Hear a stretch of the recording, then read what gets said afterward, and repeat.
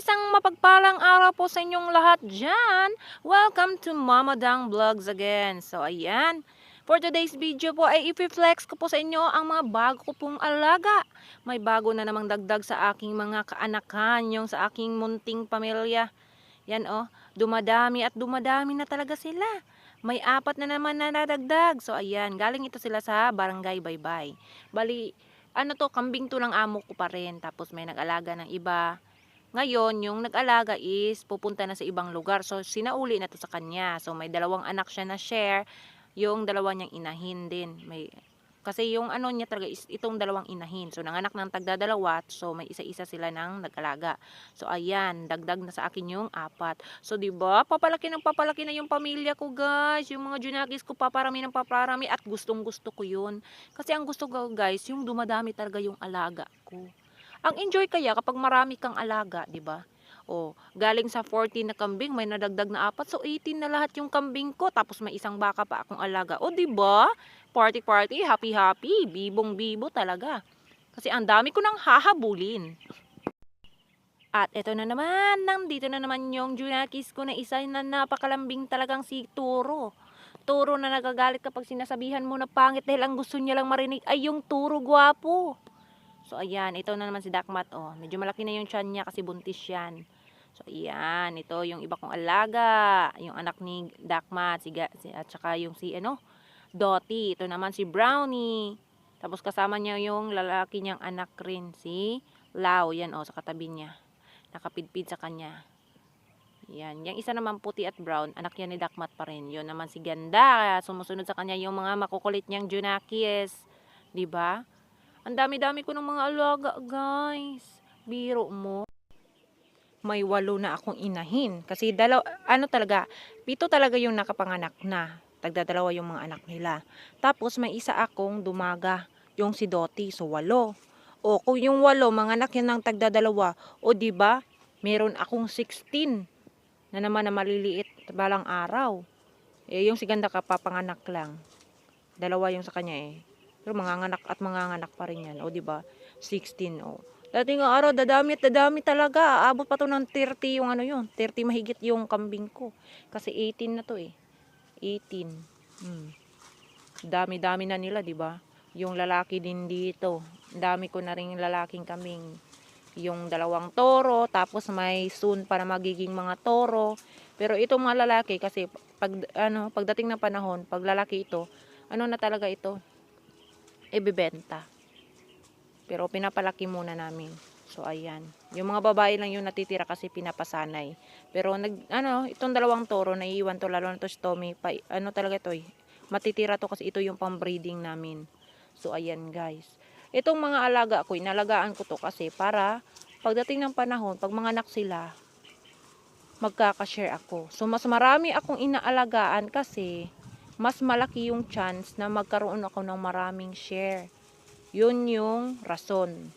Kahit nakakapagod po talaga, tinitiis ko yan. Kasi yung iniisip ko, balang araw, magkakashare din ako ng marami. So, mas may chance ako na in case of emergency, mayroon akong mabibenta at magagamit. Kagaya ng panahon ng pasukan.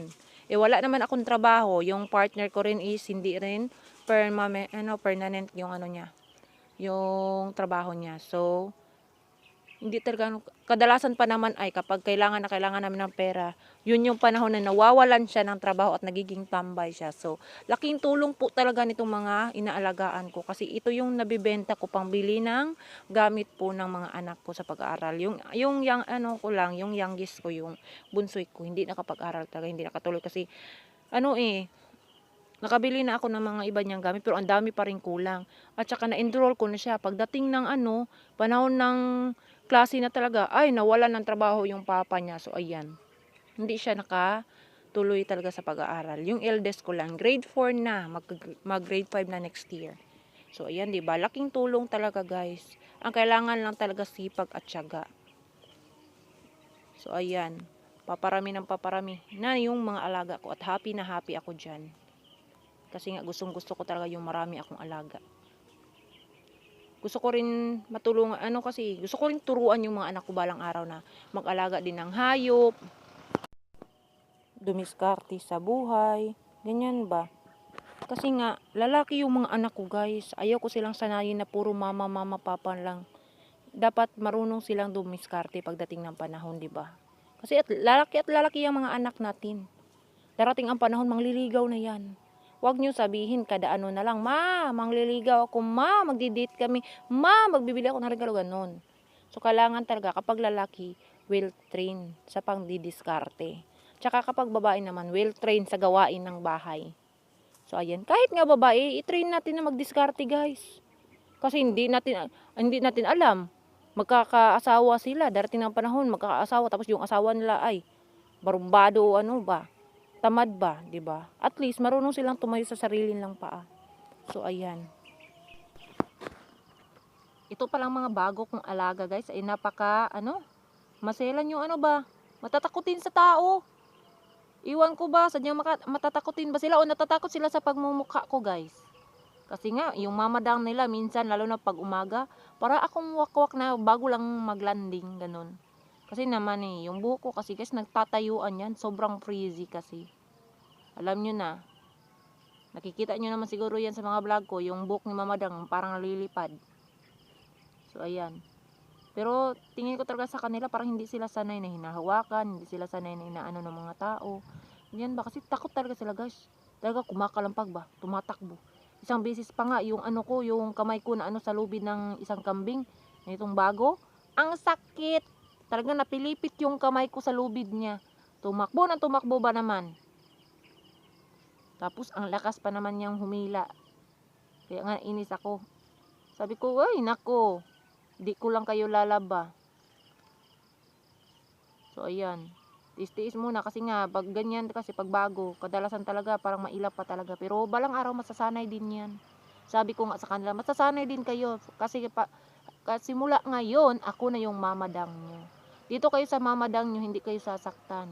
Love ko kayo para ko kayong anak lahat So, ayan. Balang araw din, magiging close ko rin tong mga kambing na to. Maglalambing din ito sa akin pagdating ng panahon. Kasi sanay-sanay lang yan Kailangan talagang sanayin yung mga hayop. Parang tao yan. Kapag kinakausap mo palagi, kapag sinasanay mo, kapag pinapakita mo na love mo sila, talagang maglalambing yan sa'yo. Magiging close na kayo niyan. So, ayan. Pinapakain ko muna sila ng husto at ito nag-aaway na yung dalawang alaga kong toro kasi nga nag-aagawan sila sa bagong chicks. So maya maya kapag busog na sila itatali ko na yan. Kasi magraraha pa ako guys para may pera yung mamadang nyo. Kailangan talagang kumayod Kumayod hindi kumiyod. Kakayod si mamadang para magkapera. Yung magawa ako ng panggatong ba tapos ibenta. Magraraha ako. So ayan. So hanggang dito na lang po guys. Maraming salamat po talaga sa lahat na nanonood dyan. Thank you sa lahat ng support nyo guys. Love you talaga. At sana hindi po kayo magsawa sa panonood ng aking mga upload videos. Kahit halos lahat ng upload ko ay para na talagang kambing yung mukha ni Mama Dan. Kasi mga kambing yung upload ko So okay lang yan guys. Masasanay din kayo pagdating ng araw. So ayan. Thank you so much again. Love you mama. Chup chup. Bye bye.